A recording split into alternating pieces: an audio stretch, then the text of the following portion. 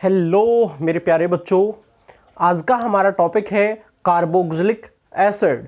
चलिए बात करते हैं कि हम इस चैप्टर को कार्बोक्सिलिक एसिड क्यों बोलते हैं। देखिए यहाँ पे आपके पास दो फंक्शन एक साथ आ गए हैं। वो क्या क्या है? First one carbonyl and second one hydroxy. यहाँ पे आप देख सकते हैं दोनों के कॉम्बिनेशन से कार्बोनाइल एंड हाइड्रोक्सी दोनों को मिलाने से आपका बना है कार्बोक्सिलिक। तो आप इसको कार्बोनाइल नहीं बोल सकते। Okay, carbonyl aldehyde and ketone है, ये हमारा कार्बोनाइल नहीं है। देखिए ये वाला पार्ट था हमारा कार्बोनाइल, वहां पे कार्बोनाइल का नेचर नहीं बचता है। ये हमारा है हाइड्रोक्सी। ओके, और दोनों को मिक्स करने से यहां पे ये बना है कार्बोक्सिलिक। यहां से हमने उठाया कार्बो और यहां से हाइड्रोक्सी से उठाया हमने ऑक्सी, कार्बोक्सिलिक। ओके, कार और एसिड है तो इसलिए हमने इसके पीछे एसिड लगाया। तो दो फंक्शन को मिक्स करने से यहां पे आपका जो बनता है उसको हम बोलेंगे कार्बोक्सिलिक एसिड। आई होप आपको ये समझ आ गया है कि हम इसको कार्बोक्सिलिक एसिड क्यों बोलते हैं। चलिए अब यहां पे अगर आप बात करेंगे कि कार्बोक्सिलिक में क्या कार्बोनाइल का नेचर है, देन हमारा आंसर आएगा नो, कार्बोनाइल का नेचर नहीं है। क्यों? देखिए अगर हम बात करते हैं कार्बोक्सिलिक की, तो कार्बोक्सिलिक में क्या होता है, प्योर डबल बॉन्ड ओ नहीं है। प्योर डबल बॉन्ड ओ क्यों नहीं है, मैं वो आपको बताता हूं। देखिए यहां पे इसने अगर H रिलीज कर दिया है तो क्या होगा, C double bond O negative. अब आप देखिए क्या रेजोनेंस नहीं है, यहां पे रेजोनेंस है। यहां पे कैसे, double single negative charge, conjugation है, और जहां पे कॉन्जुगेशन होती है वहां पे रेजोनेंस होती है, तो यहां पे रेजोनेंस होगी। चलिए अब रेजोनेंस कैसे होगी, क्या होगी, वो मैं आपको क्लियर कर देता हूं। देखिए बात करते हैं इसके लिए, C double bond O negative यहां पे है। क्या हम इसको ऐसा नहीं लिख सकते क्या कि डबल बॉन्ड O यहां पे आ जाए और O नेगेटिव यहां पे आ जाए? कुल मिला के हमें यहां से क्या मिलता है कि आप ये बोल सकते हैं कि कहीं पे भी आपका डबल बॉन्ड नहीं है, हर जगह पे आपका सिंगल बॉन्ड है। नेगेटिव चार्ज किसी के भी पास नहीं है। नेगेटिव चार्ज हमने यहाँ पे सेंटर पे रखा और डबल बॉन्ड को पार्शियली डबल हमने यहाँ पे कर दिया है। तो यहाँ पे क्या है, आपका पार्शियली डबल है।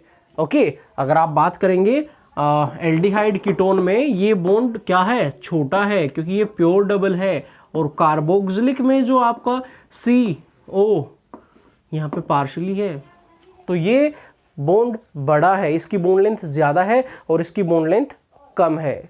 ओके, चलिए अब आपको ये समझ में आ गया होगा कि हमारा जो कार्बोक्सिलिक है वो कार्बोनाइल से बना है और किससे बना है, हाइड्रोक्सी से बना है। अब हम बात करेंगे इसकी नेमिंग के ऊपर और नेमिंग को क्लियर करने वाले हैं।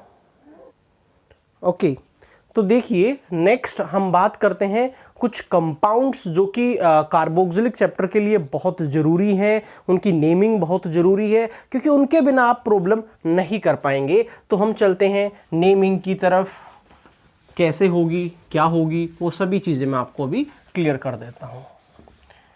कॉमन नेम का बहुत बड़ा रोल है। कॉमन नेम आपसे कोई पूछता नहीं है एग्जाम में, बट कॉमन नेम पे बेस्ड प्रॉब्लम बहुत ज़्यादा आती हैं, इसीलिए कॉमन नेम का पता होना हमें बहुत ज़रूरी है। चलिए देखिए सबसे पहले हमारा यहाँ पे जो कंपाउंड है वो एक सिंगल कार्बन का भी हो सकता है, लाइक दिस। अब ये जो कंपाउंड है इसका जो कॉमन नेम है वो क्या रहेगा, वो रहेगा हमारा फॉर्मिक एसिड, जो कि फॉर्मिका आंट से मिलता है हमें। नेक्स्ट अगर हम देखेंगे तो हमारा जो कंपाउंड है वो है एसिटिक एसिड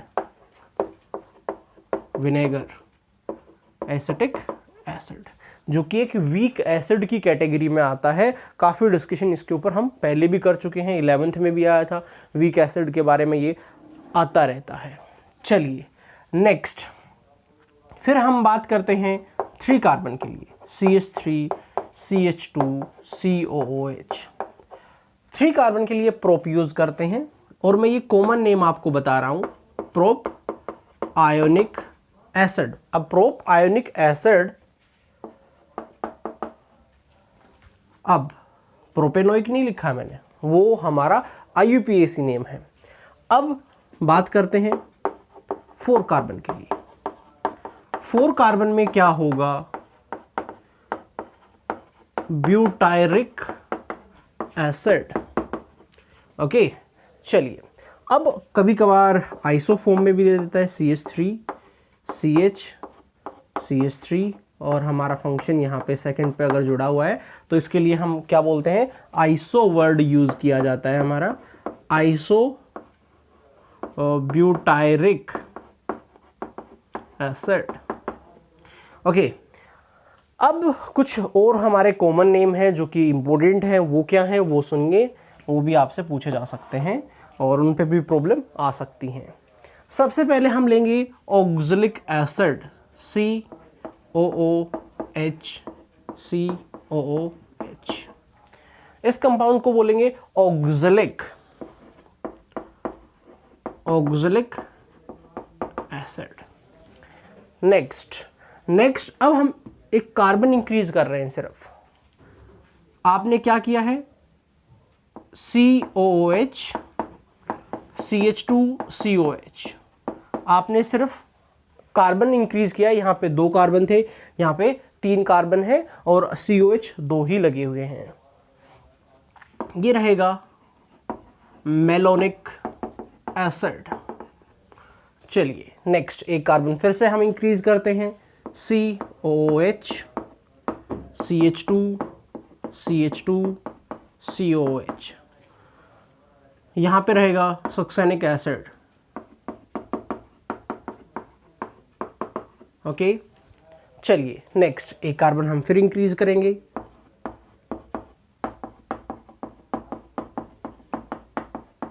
COH, और यहां पे हम ग्लूटारिक एसिड,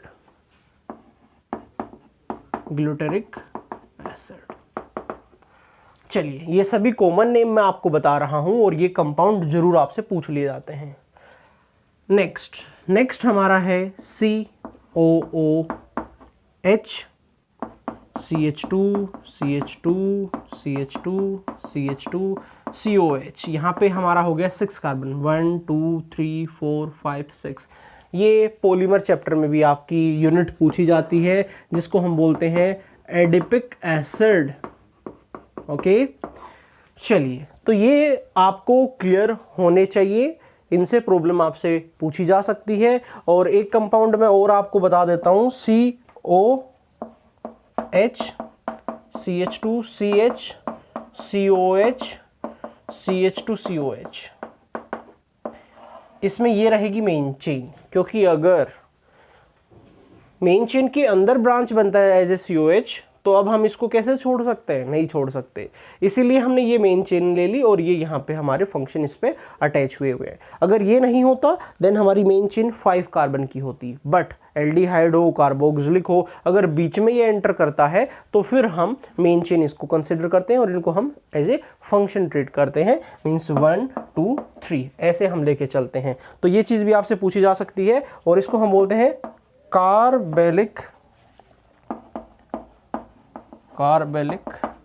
एसिड। ये है इसका कॉमन नेम। इसका मैं IUPAC नेम भी आपको बता देता हूं, क्योंकि IUPAC भी आपसे कभी कभार पूछ लिया जाता है। तो क्या बोलेंगे, प्रोपेन 1 2 3, 1 2 3, ट्राई 3 लगे हुए हैं, कार्बोक्सिलिक एसिड।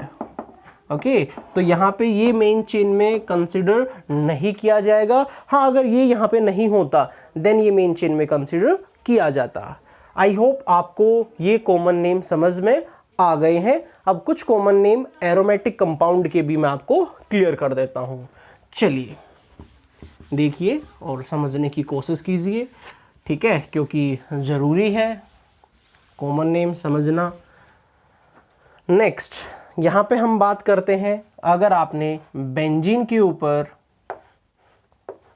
अगर COOH लगा दिया है तो हम बोलेंगे इसको बेंजोइक एसिड। हमें पता है अगर बेंजीन से नेक्स्ट कार्बन है और उसके साथ कोई हाइड्रोजन हमें नहीं मिली तो हम ये जो वर्ड है बेंजो, ये पहले से यूज करते आ रहे हैं, अब नहीं है तो ये हो गया बेंजोइक एसिड। ओके, नेक्स्ट हमारा है, अगर आपने कुछ ऐसा कर दिया तो फंक्शन एलिफेटिक से जुड़ा है ना कि एरोमेटिक से, तो ये हो गया है एज ए ब्रांच, जिसको हम बोलेंगे फिनाइल। और ये जो है ये 2 कार्बन का है, 2 कार्बन को क्या बोलते हैं, एसिटिक एसिड, तो ये हो गया है फिनाइल एसिटिक एसिड। चलिए अब एक कंपाउंड और भी यहाँ पे हमारा इम्पोर्टेंट माना गया है, मैं वो भी आपको बता देता हूँ, और वो हमारा जो कंपाउंड है वो है थैलिक एसिड।